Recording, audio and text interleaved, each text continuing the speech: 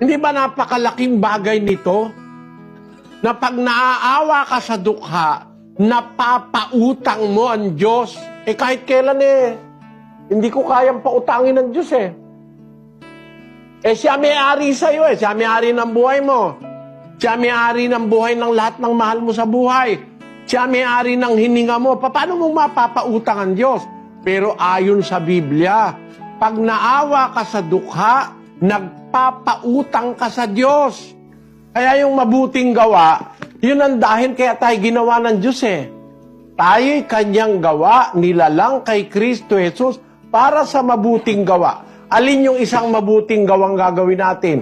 Yung naaawa sa dukha, nagpapautang sa Panginoon.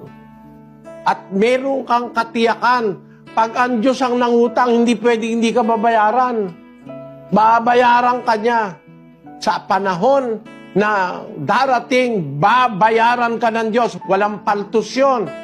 Ginawa mo isang maliit lang na bagay, babayaran ka niya malaki. Hindi na kailangan ng sasabihin mo, 20% Diyos. 1,000,000,000% ang patubo ng Diyos sa'yo. Pag gumawa ka ng mabuti, pakinggan nyo sa isang talata ni Mateo, Kapitulo 10:42. Ganito nakasulat. At sino mang magpainom sa isa sa maliliit na ito ng kahit isang sarong tubig na malamig dahil sa pangalang alagad, katotohanang sinasabi ko sa inyo na hindi mawawala ang ganti sa kanya. Kahit ano pa mangyari, hindi pwedeng hindi ka babayaran ng Diyos. Isang basong tubig lang pinainom mo. Dahil naawa ka sa dukha, naawa ka sa isang alagad, naawa ka sa kapwa. Gagantihin ka ng Diyos.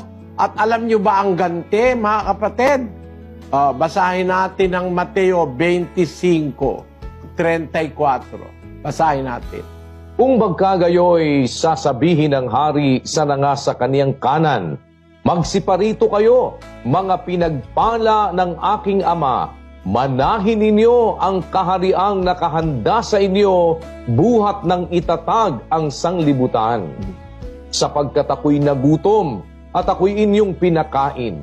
Ako'y nauhaw, at ako'y inyong pinainom. Ako'y naging taga-ibang bayan, at inyo akong pinatuloy. Anyo, mga kapatid, pinainom mo lang ang ganti sa'yo. Ali kayo.